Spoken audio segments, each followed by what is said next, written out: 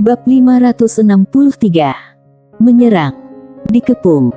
Pria berjubah hijau dan Shiro tercengang mendengar perkataan ketua aula itu. Apa-apaan ini? Mereka berdua saling memandang, lalu merasa heran dengan apa yang terjadi. Ketua aula pun tersenyum melihat mereka berdua kebingungan. Dia memandang pria berjubah hijau dan berkata, "Apa kamu adalah kakeknya Sander?"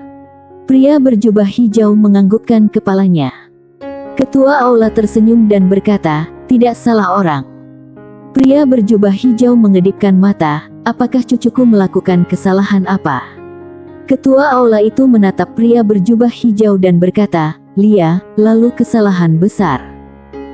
Pria berjubah hijau tertawa dan berkata, "Aku akan menanggung semua kesalahan cucuku." Mendengar perkataan ini, ketua aula tersenyum dan berkata, "Kamu kenal siapa aku?" Pria berjubah hijau menggelengkan kepalanya, "Tidak tahu." Ketua aula itu ingin menjawab, tetapi pria berjubah hijau lanjut berkata, "Siapa saja juga sama." Ketua aula mengedipkan matanya, lalu tatapan mata menjadi tajam dan berkata, "Sombong sekali." Usai berkata, dia langsung melangkah maju, kemudian muncul cahaya api di telapak tangannya, lalu menghantam ke arah pria berjubah hijau. Pria berjubah hijau mengerutkan kening dan berkata, "Lemah sekali." Usai berkata, dia langsung mengayunkan lengannya, boom. Cahaya api yang ada di tangannya langsung hancur. Melihat kondisi ini, ketua aula itu pun tercengang, lumayan hebat. Pria berjubah hijau sedikit tercengang. Ketua aula itu juga tidak berani meremehkan musuh, dia langsung terbang ke langit, lalu mulai membaca mantra. Boom. Setelah ketua aula membaca mantra, cahaya suci langsung keluar dari tubuhnya dan terbang ke langit. Muncul terowongan berwarna emas dan energi kuno mulai merambat. Setelah merasakan aura kuno ini, ketua aula itu langsung membawa master dari aula Laksa Dewa serentak berlutut, dan berkata, "Kekuatan Dewa Suci. Kekuatan Dewa Suci." Saat mendengar perkataan ketua aula itu, pria berjubah hijau dan Shiro menengadahkan kepala ke langit. Mereka melihat ada cahaya emas itu yang bermunculan, kemudian membentuk sebuah manusia raksasa berwarna emas. Manusia raksasa yang memegang pedang raksasa berdiri di langit, tubuh sangat kekar, lalu memancarkan aura yang bisa menghancurkan alam semesta ini. Saat melihat manusia raksasa berwarna emas itu, ketua aula langsung semangat dan menyembahnya. Dia benar-benar sangat menghormati dewa. Karena dia bisa memiliki kedudukan dan kekuatan sekarang ini adalah pemberian dari dewa. Master berkuda yang berada di belakang ketua aula juga sangat semangat. Setelah beberapa tahun, mereka kembali melihat kekuatan dewa suci yang ada di dalam sejarah.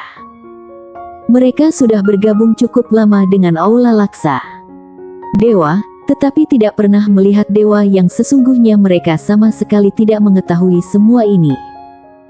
Ada kalanya, mereka juga berpikir, apakah benar ada dewa di dunia ini? Lalu, setelah merasakan aura menakutkan dari manusia raksasa emas ini, mereka tahu benar-benar ada dewa di dunia ini. Benar ada dewa di dunia ini.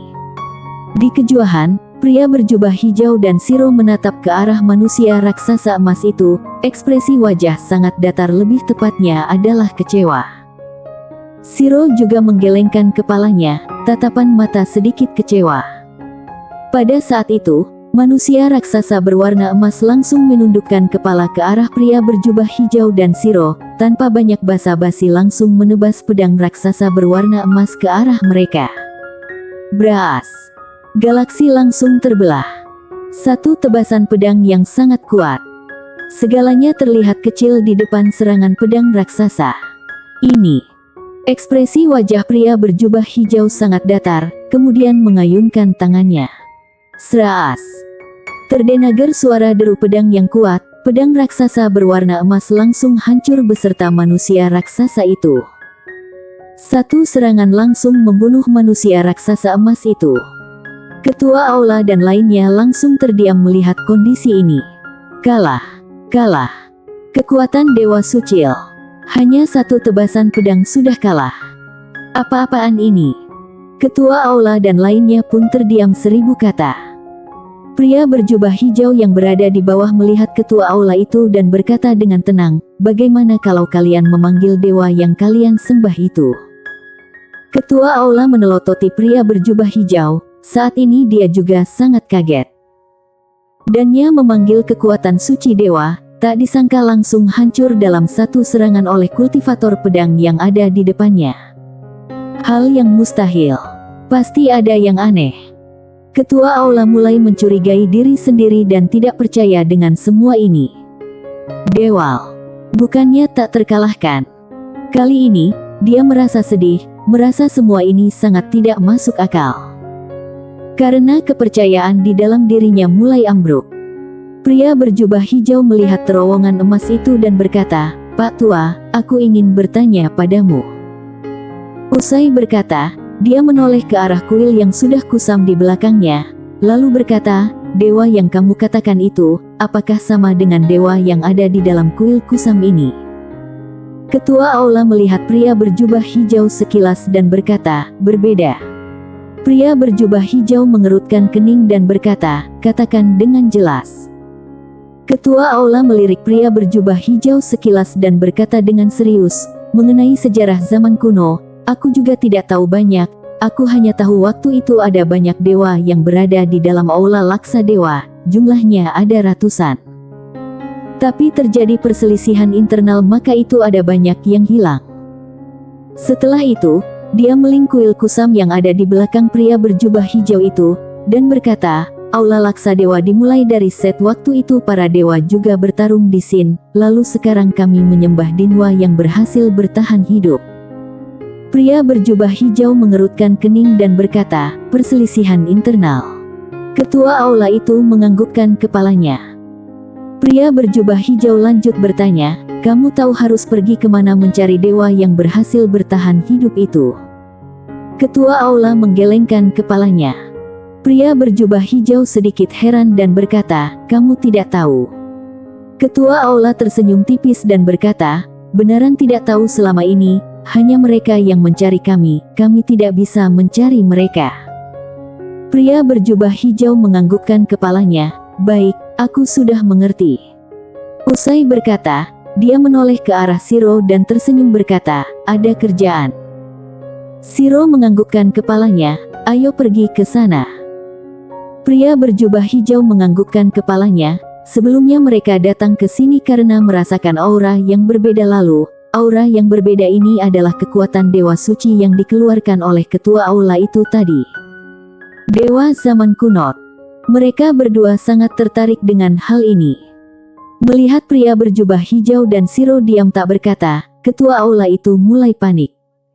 Pada saat itu, pria berjubah hijau mendadak menatap ke arahnya. Ketua aula tanpa banyak basa-basi langsung lari ketika melihat pria berjubah hijau itu. Gerakannya sangat cepat, hanya dalam sekejap mata sudah masuk ke dalam sungai waktu. Tetapi, pria berjubah hijau dan Siro sudah muncul di depan mereka. Ketua aula itu langsung kaget melihat semua ini. Pria berjubah hijau melihat ketua aula itu dan tersenyum berkata, "Aku tidak tertarik denganmu, tapi kamu sepertinya dendam dengan cucuku, kalau begitu aku tidak mungkin membiarkanmu." Setelah itu, dia dan Siro mendadak merasakan sesuatu di belakang mereka. Mereka langsung menoleh ke belakang.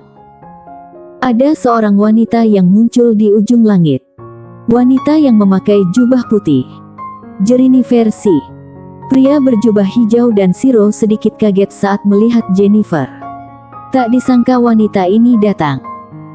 Jennifer berjalan ke depan mereka berdua, lalu tatapan mata tertuju ke arah pria berjubah hijau.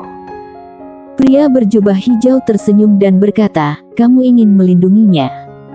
Jennifer menoleh ke arah ketua aula itu sekilas ketua aula memberi hormat, "Ketua Jennifer."